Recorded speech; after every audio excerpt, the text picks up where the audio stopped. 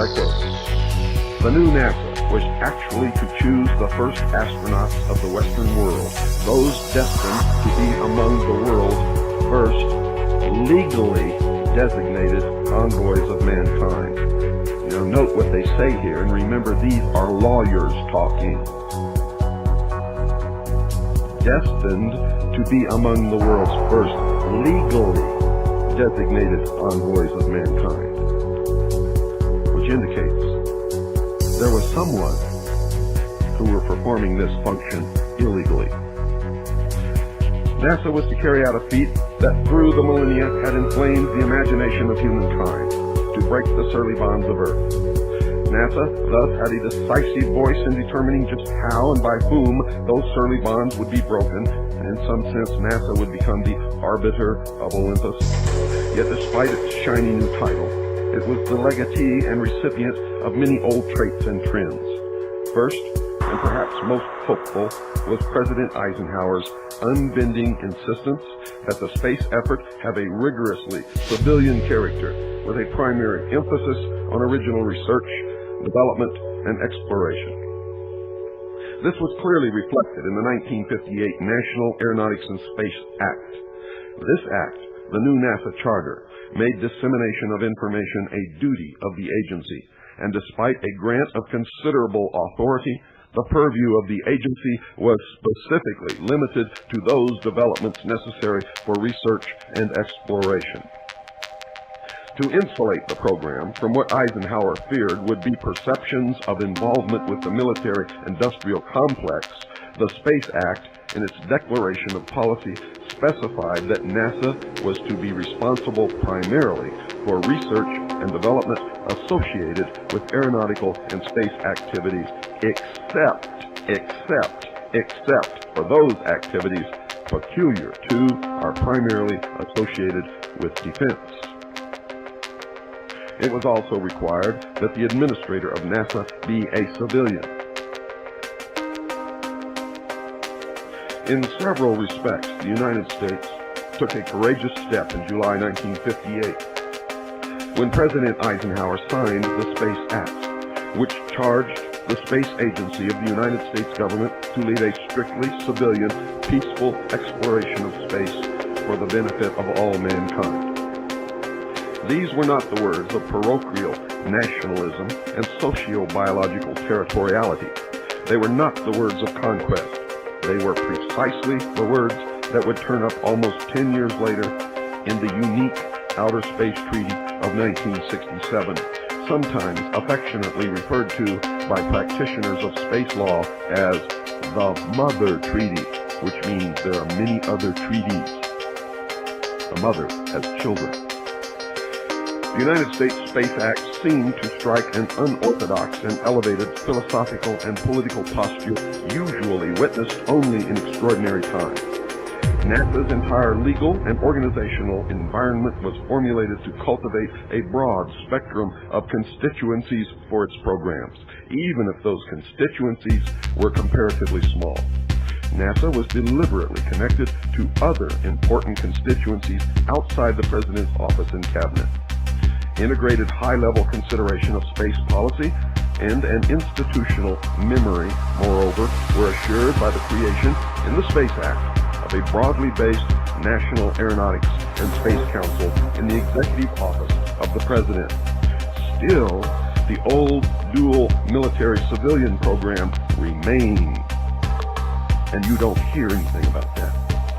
Significant early acquisitions of NASA included the Vanguard program of the Navy, the Lunar Probe project of the Air Force, the Jet Propulsion Laboratory of California Institute of Technology, and the 5 Army satellite projects at the prestigious Army Ballistic Missile Agency at Huntsville, Alabama. The continuing nature of this military-industrial-civilian symbiosis, despite the organizational philosophy and extraterritorial nature of the new NASA, was once again apparent in the actions and words of President Eisenhower, although he insisted in a news conference on 4 November 1959 that non-military space exploration was a sort of doctrine in America. He had laid the groundwork in 1958 for the new second version of the dual space program. 6 months before the creation of NASA, in February 1958, the Congress had passed the administration's bill creating the Defense Advanced Research Projects Agency, DARPA, which had its own Director of Space. The next month, pending the formation of NASA, the President gave his approval to the plans advanced by DARPA, making it, in a real sense, the first United States space agency.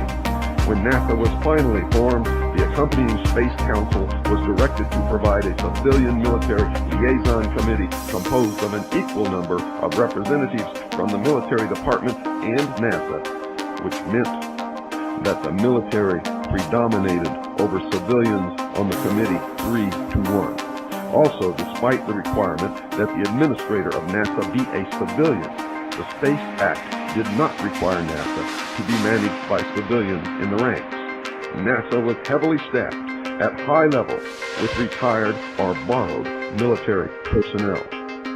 In the May 1958 congressional hearings on the Space Act, DARPA Administrator Roy Johnson stated the Eisenhower administration's approved position on the proposed space legislation, and his testimony included this statement, quote, "The legislation setting up a civilian group should not be so worded that it may be construed to mean that the military uses of space are to be limited by a civilian agency. For example, if Department of Defense decides that it is militarily desirable to program for putting man into space, it should not have to justify this activity to this civilian agency. The NASA Authorization Act should be amended to provide that insofar as such space activities may be peculiar to or primarily associated with weapons systems or military operations, in the case of which activity the Department of Defense will be responsible." So it is interesting to note that even the limitation of NASA by its charter purely to be peaceful, non-military activities was not motivated strictly by altruism. It was as much to keep NASA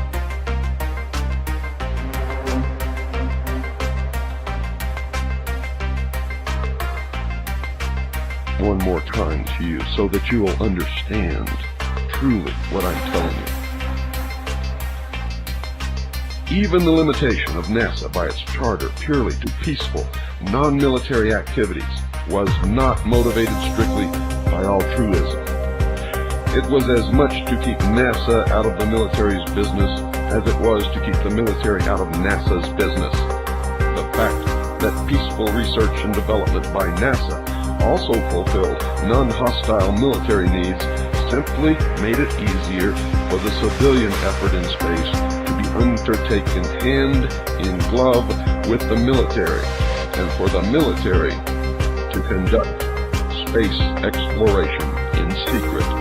The Space Act made the intent of the relationship quite clear when it indicated that a primary objective in establishing NASA was to achieve, quote, "the most effective utilization of the scientific and engineering resources of the United States with close cooperation among all interested agencies in order to avoid unnecessary duplication of effort, facilities, and equipment," end quote.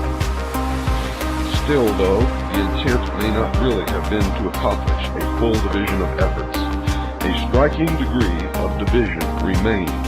It was undeniable that an open civilian program was created for the exploration and exploitation of space on an internationally cooperative basis for the benefit of all mankind, with accompanying man-in-space publicity hype and space extravaganzas that convinced most of the United States population, as well as most of the world, that it was the only United States program.